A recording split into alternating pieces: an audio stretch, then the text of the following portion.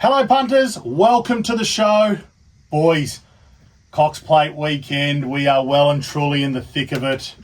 I'm Sam Wood, Blake Johnson, Nick Lloyd, with a leg up. Fired up, BJ? I'm fired up. This is the best weekend of the year. You said the last weekend. It is every weekend leading into the Melbourne Cup, but this is the best race of the year. This is the race. This is what they say. This is the best race. This is the Weight for Age Championship of Australia. Greatest 2 minutes in sport. Yes, Yep. I agree. Do you think we have the? What do you think about this field? I love it. Are you happy with it? Yeah, I think it's a cracker. I think it's a good field. Yeah. It's small, but it's select. Yeah, a few people sort of potting it earlier in the week when it looked like we might have only had 6 or 7. Six would have been a disaster. Yes. 7 would have been a disaster. But for turnover, because you're not getting a third dividend. Yeah. So, But I love it. 9, 8, that's the... we need 8. We needed 8. It should be the minimum. They should have just got genetic freak in the race if they couldn't fill it. Is there any big... Actually, we'll get into... Hold on. Let's get into Cox Plate. We're already starting to get into it. We're here. Thank you to UPC Showdown. Guys, they've got showdowns Friday, Saturday and Sunday this weekend. Over $47,500 already in the pot. So go download the app and get involved and hopefully get some cash this weekend. BJ's already given up on standing. We're trying to stand for this show. We've never done it before. I just didn't feel. I wasn't feeling that. I'm not used to standing up. So. Oh, okay. Well, sit down. Take a break. Coming off what was also a great weekend, let's go through some highlights from the Everest Caulfield Cup weekend of race. And I'm going to start, of course. Rightly so. The Iron Lady. I love her. Bella Nipotina. You tipped it too. Yeah, I did. You've been tipping some winners. What else do I do? Hey, what else am I meant to be doing here, bud? Just tipping winners. So, no, it was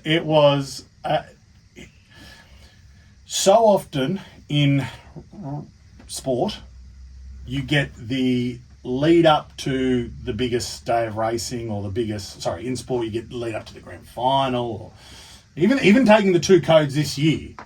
The NRL and the AFL the grand finals were a flop, in my opinion. They were boring. This... Definitely for Nick. Yeah. Boring, borderline depressing. It's in my contract we're not allowed to talk about that anymore. Sorry. But that weekend lived up to the hype. Everest, Caulfield Cup, For King you, Charles. not for Nick.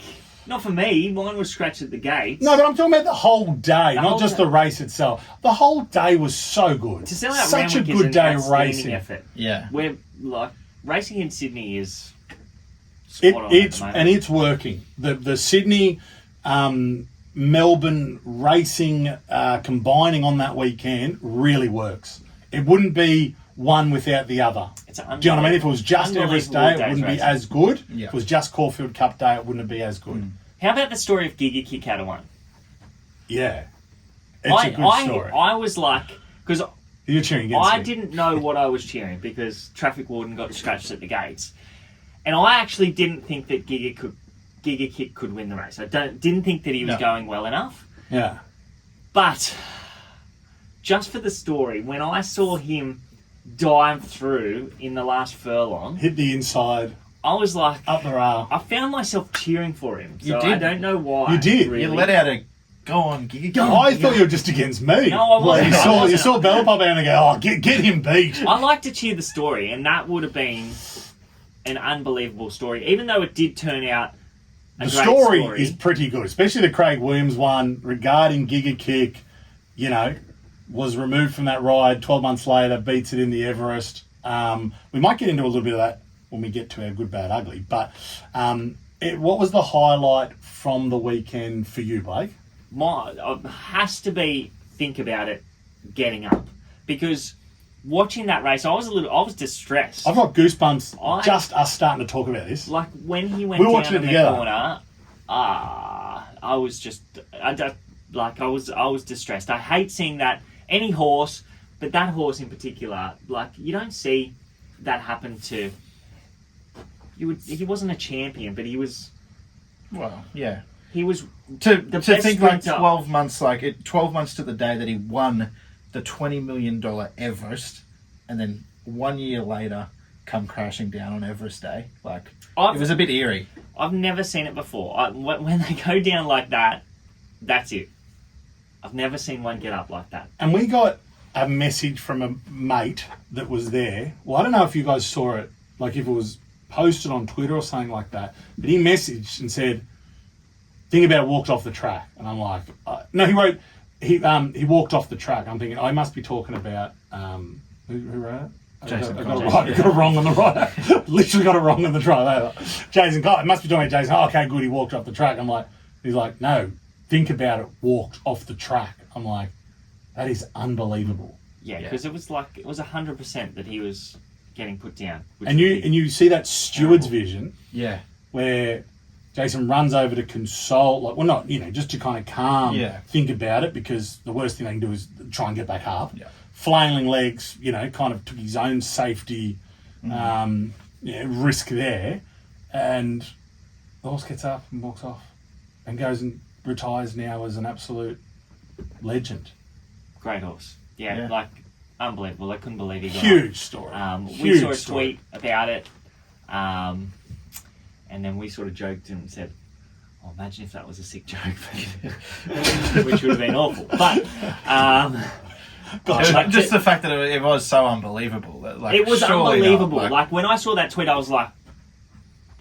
Oh, someone tweeting saying... Somebody said, off. think about it's on his feet and, headed back to the stalls. And I was like... what kind of sick jokes is? Yeah, what's going on here?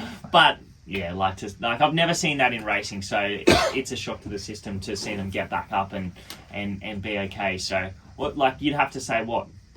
I don't know. I've seen it... I don't know how many times I've seen it, and that's the only horse I've seen get up from a fall like that.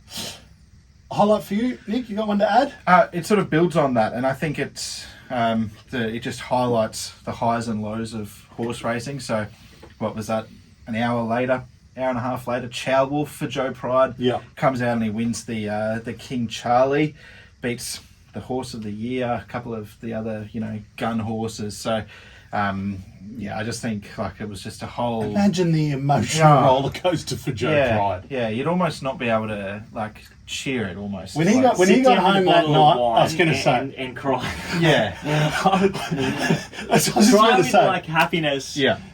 But the emotion would have been just he would have to sit there on that first drink that night and sit there and go and pinch himself and go, is this real life? What it'd have to just be like a...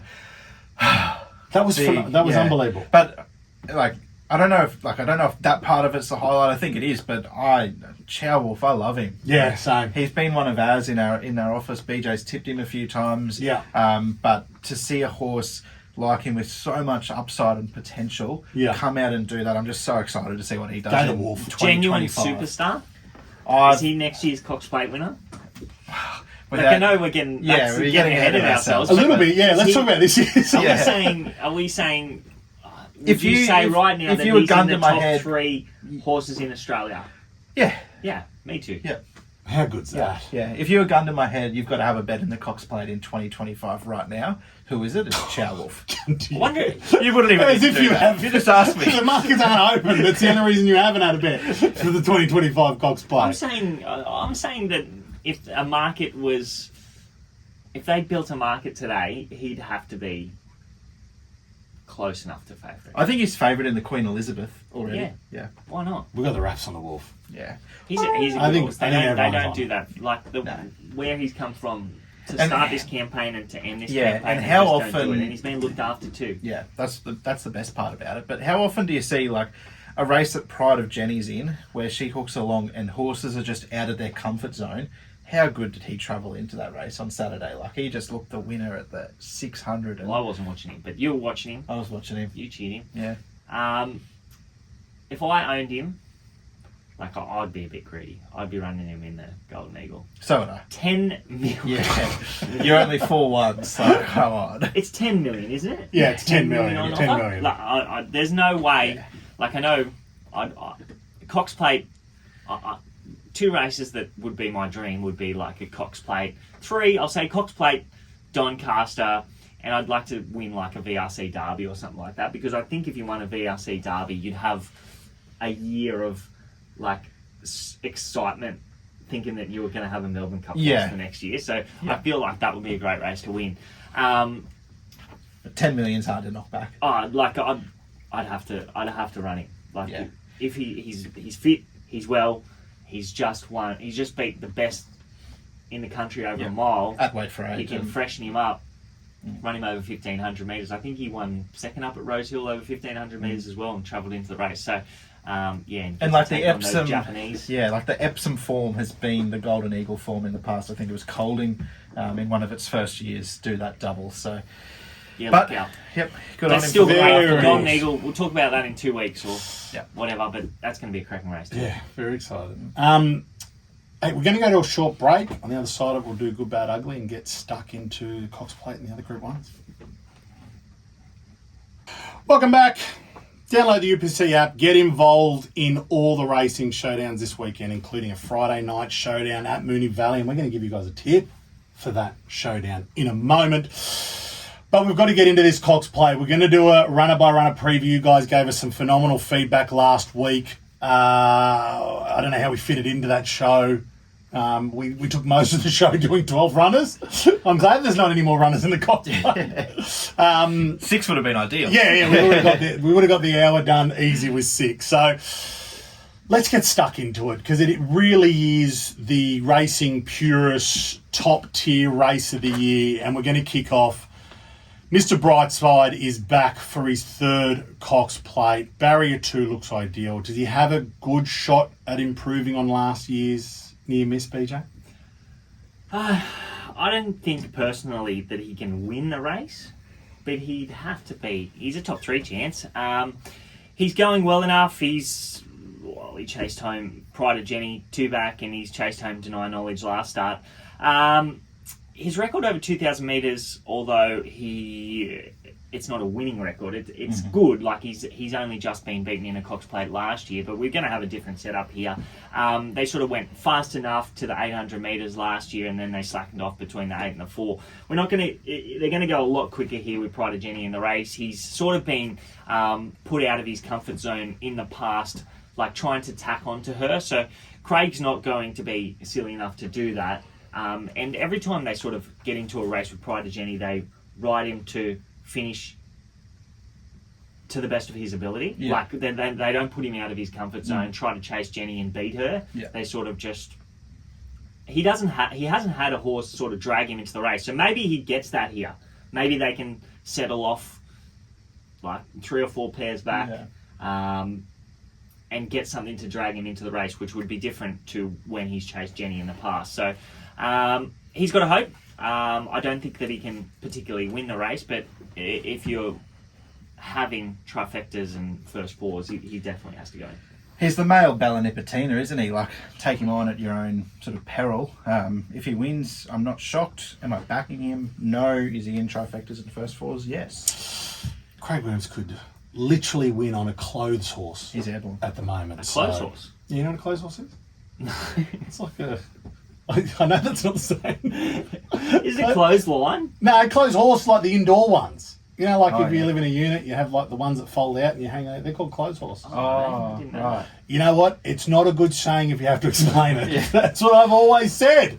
Rocking horse would have been a good one. I feel like everyone does that. I want to be go to different. one no one knows. I thought That's like... All right, prognosis. The Japanese import is our current race favourite. Looks set for a very strong showing in his Australian debut. What needs to go right for this horse to win? BJ, I'm going to start with you. He needs to jump. But the obvious straight away. What's going on with this horse? So is it... I It don't misses the think it jump. was his fault last start in Japan. I watched that closely. I had to go on YouTube and find it, so that's a little bit... Did you go right back through all his Japanese... No, I only watched his last 2 starts. So I watched his last start and I watched his run in Hong Kong, and he missed it in both. So we can say that he misses it quite often. But I don't think the gates would have opened on him in Australia with what he was doing in the gates last start. Yeah, the 'Cause he starter was, let like, him go too early. Half, Yeah. like, had his head down and he was sort of off to the side. So we can sort of forgive that. But he does miss it quite often. Damien Lane gets on. He was never in that race and he was $1.30, but his run previous, that was a huge run behind Romantic Warrior. He missed it at least 3 lengths. He made a mid-race move. was 3 deep without cover, and he was a beaten horse, and then he was just coming back through the line. It was a terrific run. His best definitely wins this. So if he can bring his best, I have no doubt that he can win, and positive riding change with Damien Lane going on. So yeah, definitely can win. I'm taking the risk and backing him. I'm with him. I like him. He obviously does need to jump, and we were talking before we came on, BJ, that he could potentially be 15 lengths off Pride of Jenny. But you see it often over in Japan. There's often a horse rolling along like she can. So I'm confident that he can get the job done and deliver a second Cox Plate to Japan. Okay. All right, let's move on to... I want to get back to that, but let's move on to Kovalika, a horse that has been on your radar for a very long time, Nick. And BJ, you got social media into a bit of a stir this week discussing his chances. Where are you with Kovalika kind of 2 days out from the race? I think that he can win. He's definitely the best roughie in the race for mine. He'd have to come up a couple of lengths to... Like, if prognosis brings his best, then Kovalika has to find a couple of lengths, which potentially he can do. He was really good in that Epsom, just held up at a key stage. That was behind Chow Wolf. He's sort of looking a little bit dour these days. And then he went to 1,900 metres of that Hill Stakes. It was sort of a fast tempo early. They slackened and then they quickened home again. And he did a terrific job. I think he recorded the 7th best last 200 metres of the meeting there, and just didn't have the tempo to suit him. So bouncing to 2,000 metres, the draw doesn't help him. Zara on, he's probably going to need a terrific ride, but I think that he can win at big odds. I hope he runs a hole. He's going to be my showdown horse. Yep. I'm going to play him in most of mine on Saturday. Oh. He's been one of mine for a long time now. That Queensland Derby was one of my biggest fill-ups on the old Rex Hunt. So, and I've sort of stuck with him. But yeah, he's going to probably be last in the run, I would imagine. And hopefully he's just doing what Very Elegant did in her Cox Plate when she ran third to State of Rest and Enemo, just warming up late. He's going to be strong at the business end and maybe on the back of a horse that can take him a fair way into it. So yeah, $23, $26 thereabouts. He's worth a showdown ticket in my books. Got your showdown entry in. Okay, Kovalika locked in. Nick's showdown. He'll be in a lot of our showdowns too, I tell you. All right, Royal Patronage. So the international entry, shown plenty in his first Australian prep. Can he improve on that Epsom performance and challenge this lot here, Nick? Well, I mean, I guess if you respect Kovalika, you've probably got to respect him. Royal Patronage beat him home that day, and then Kovalika flipped the tables on him. I'm hoping he's Major Beal 2.0 and just pesters Pride of Jenny and makes her do a little bit of work early on. Maybe tries and busts her. So look, I'm saying he can't win it, but he's a nice horse. I don't think he can win, but his form definitely ties in with Kovalika. Last start he set that strong tempo, slackened in the mid, and then they sort of zipped home. So he ran well, but he would definitely have to find a few lengths. I know that I'm saying Kovalika can win and Royal Patronage probably can't, but I just think that Kovalika can bounce off his last start, and this horse has probably sort of found his top. Yeah. Okay, Docklands. So we've got a UK Invader. His only crack at a similar distance saw him run about 11 and a half lengths off City of Troy. So, Nick, do you give him any hope in his first Australian start? He'd be immoral in the Crystal Mile. Of course, that was the next thing I was going to say. Yeah, which is on the same day. They should have gone there. Yeah, you're right. Like his one crack at the 2100 in the Juddmonte at York, he was beaten a long way. City of Troy is a very good Northern Hemisphere 3-year-old. So 11 lengths, it's a long way though. So yeah, I'm saying no. I'd like to have seen him have a run here over the mile and go to 2000 second up or something. What do you reckon, Beach? Docklands? To tell you the truth, I have no idea, but these sort of horses always measure up in Australia. I'm not sure Jump that out of the ground. they measure up in Cox Plates, but respect. I'm not sure that he can win it, but definitely respect. He did run well in that Queen Anne at Royal Ascot. Usually one of the first races on during the carnival. Oh yeah, that was. I did read that this morning. Yeah. I don't remember it. Yeah, but it was a mile. It was a mile. Sorry, I don't remember that exact one.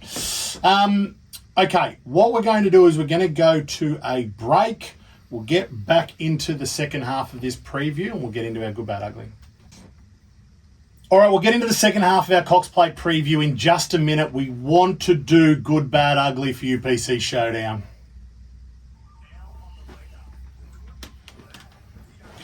So, plenty to take away from last weekend. A few standouts in the bad and ugly segment, which we'll get to.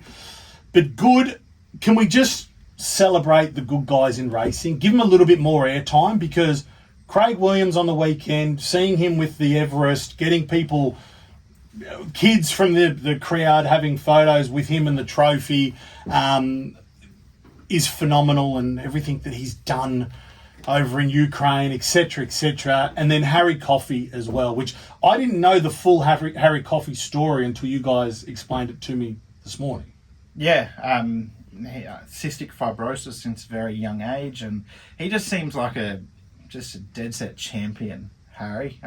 Everyone from the industry came out, applauding him, so that's usually a good sign that you're a champion. Yeah, and he's my grandma's favourite jockey, so that another tick. Obviously, he must go all right. She messaged you like when he's ridden a... Yeah, after every Harry Coffey winner. Did you back Harry Coffey today? No, because I don't do that like you do. But maybe you should get on the coffee train, right? I might, yeah. Get on the coffee run. But yeah, he just seems like such a likeable guy. Craig Williams in the exact same boat. It was his birthday? Yep, it was his birthday, Harry. So he gave it a peach of a ride too, Duke de Sessa. But it's good to see these like likeable characters. You ever won a winning out grand big final or races. anything on your birthday? Nah. Kicked a goal? No, February. Yeah, too early, isn't it? Yeah. On the flip side of that, let's just go to ugly for a moment, because the Pride of Jenny owner has been in the headlines again this week. A very outspoken individual. Reminds me of Andrew Andreas. Alan Andreas. The alligator blood. Does he take over the mantle of kind of biggest loud owner? Yeah. Careful, because I think he listens to SEN and he likes taking aim. But so he's straight after the race. He hasn't consulted the jockey or the trainer and gone to stewards about the ride on Major Beale. So I'm a managing owner of Genetic Freak who ran at the Gold Coast on the weekend. Am I allowed to do that? And we didn't want him to go that hard in front. We could have. So maybe you should have. March in. He went far too hard. Genetic Freak. We're talking about Genetic Freak, by the way. So I just, as an owner, I think there's a place for you. And he can be as outspoken as he wants. But where's the entitlement come from that he's going to do that and possibly show that every owner in the country can go do that and pester stewards and we're going to be here all day because every owner's going to have their say after a race and didn't go their way. Kieran was pretty busy. I think he was busy winning the Caulfield Cup. Yeah. Oh, so that's his excuse. Well, Kieran, you're busy. I'm not going to run this by you. Yeah. I just don't see why or like how he thought it was worth doing that, I just feel like you've got the best horse in the country based on the award of Australia's best racehorse, and you've been beaten, take your licks kind of thing, and even you watch that overhead footage and okay, Major Beale stays out there, but they're down the long run down the back straight at Randwick, and then when you think about watching a Formula One race or the supercars, you don't just stick tight on every corner and whatnot.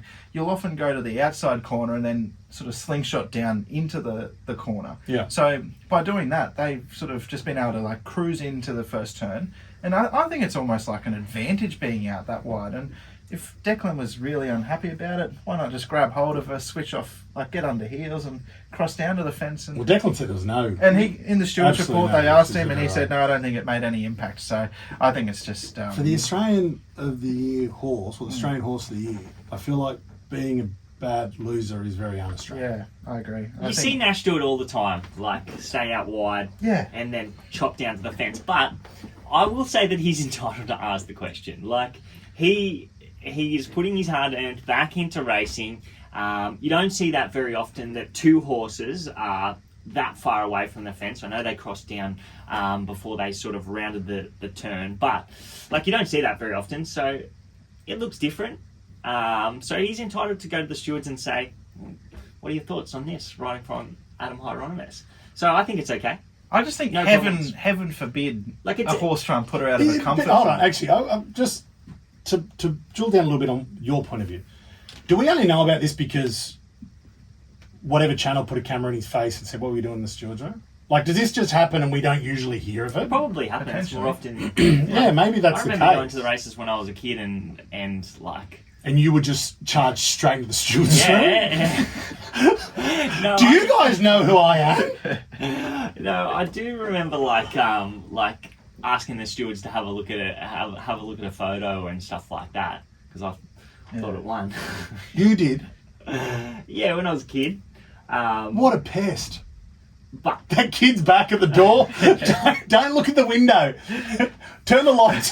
They turn the lights off and they hide under the desk. my old man was with me. I wasn't by myself. Oh, It okay. wasn't just Dad, my come here. We're going to the opinion. stewards room. I grabbed him by All right. You know what? Then I'm taking it out of the ugly class. I'm jury's out because as we said on the drive over, he was a big voice when it came to Dean Holland and the GoFundMe. Yeah, he so set it maybe up, we're so- just maybe we're diving in too hard on Like it. if it's We do then love to hate he can people. go and ask the question. He Aussies. goes and asks the questions. The stewards look into it and say, no, it's it's Frivolous. not team riding or Yeah. anything like that. Major Bill, he's done it before. He did it in the Epsom, Yeah. etc., etc.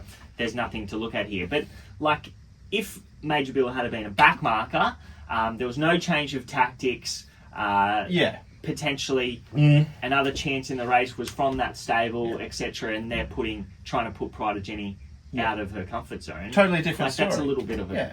that's a different story, Yeah. potentially. Like, I'm Alright. not sure. But I just think you're in a horse race. Like I'm going to say jury's out. Racer. And for right now, we should just maybe ease off him a little bit. maybe Declan could have let Major Bill cross down and then quickened in the mid. Like, who knows? Like, Yeah. might have been a different result. Who knows?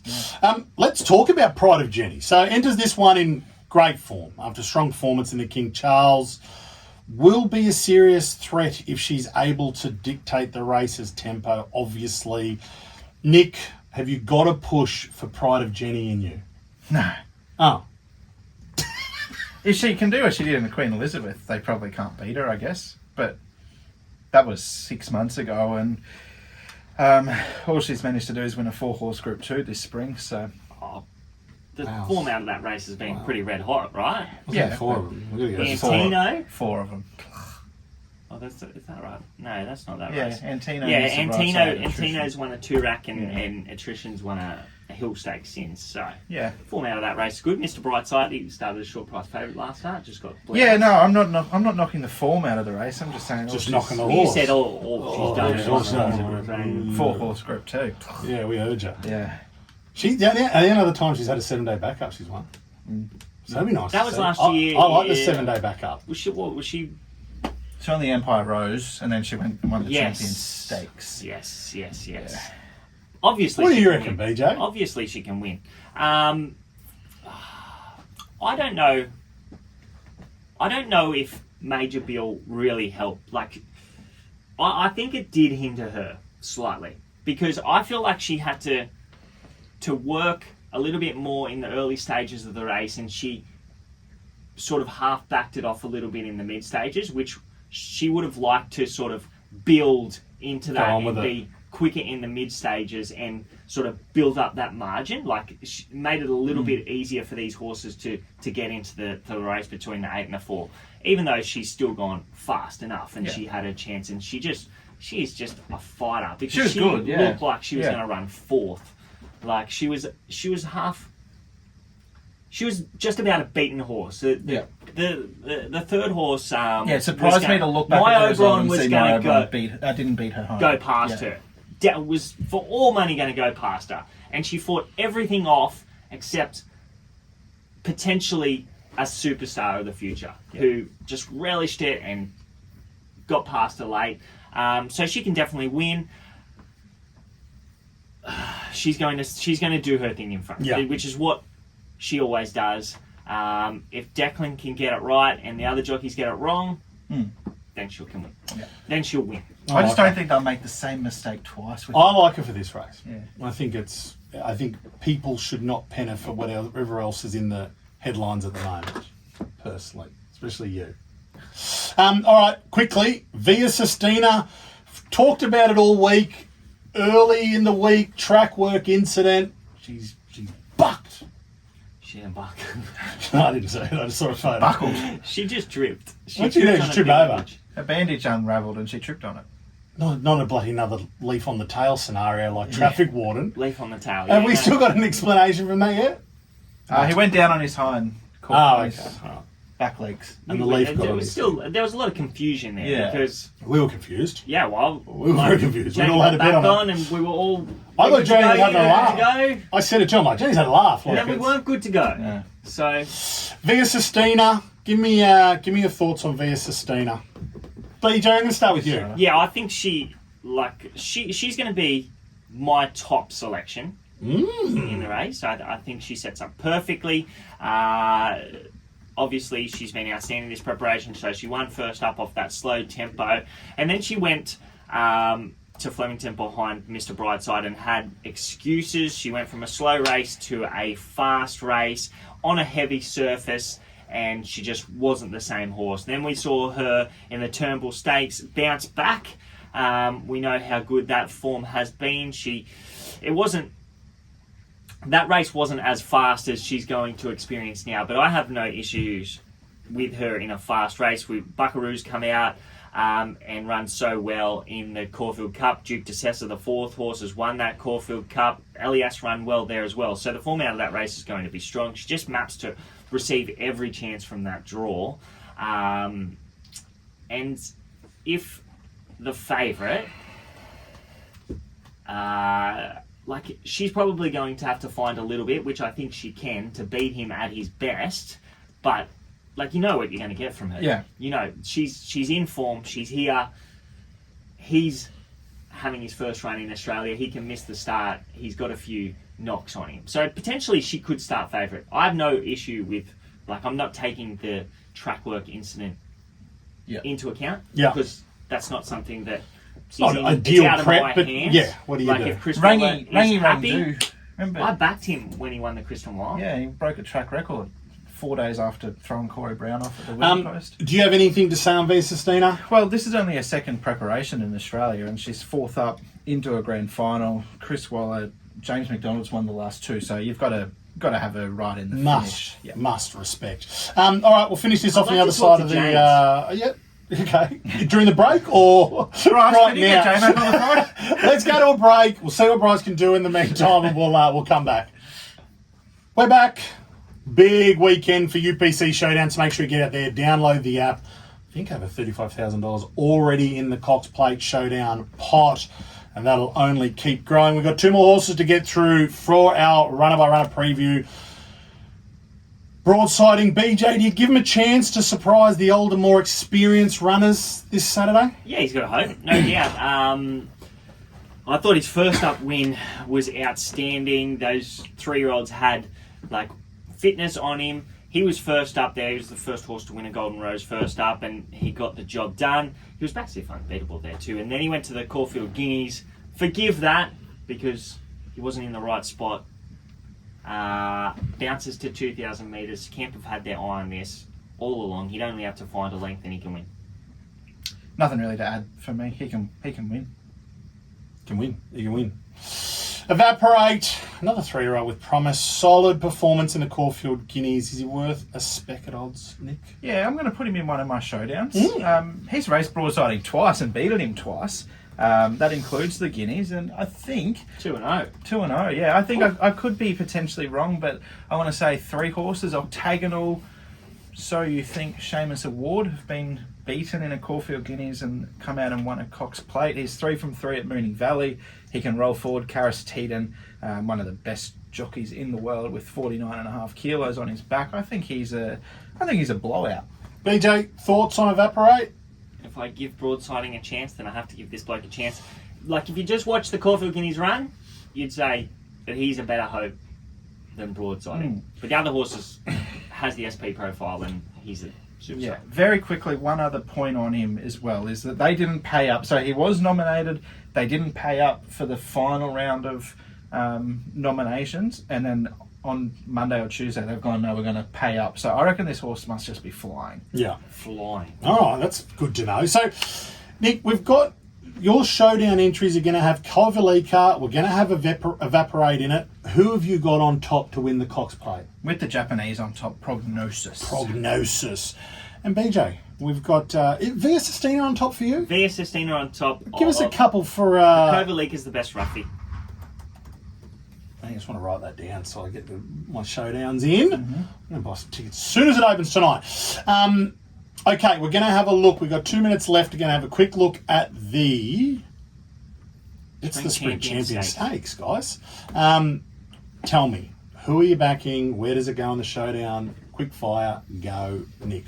I'm going to go horse number 8, Harlem Queen, the filly. I thought she was very good in the flight stakes behind Lady Shenandoah. The time was pretty similar to the boys in the whatever race that was that day, the Dulcify, I think. So I think she can measure up. 2,000 metre suits. Fillies have got a good record in it.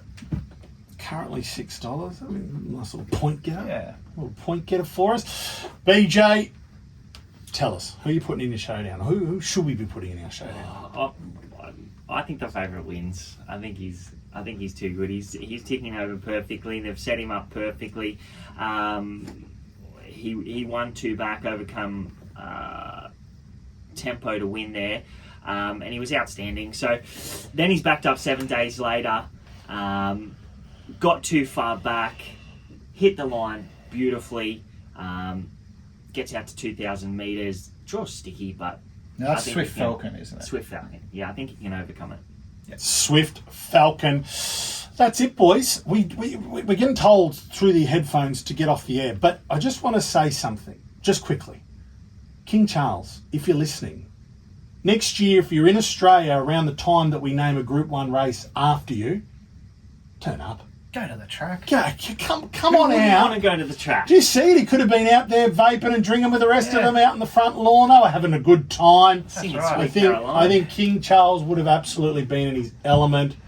I know Camilla would have been. She would have loved it out there. Well, the Queenie used to go and pat the horses she when knows they it. won Group 1s at Royal Ascot. He's not. Hey, Caviar. Yeah. he's not his mother. But anyway, I would love to see him out there, especially seeing as we went to the trouble of naming a race after him. Thank you, boys. Thank you, punters. Good luck this weekend. Hope you have a fill-up and you win the UPC Showdown. Imagine what you could be buying instead. For free and confidential support, call 1-800-858-858 or visit gamblinghelponline.org.au.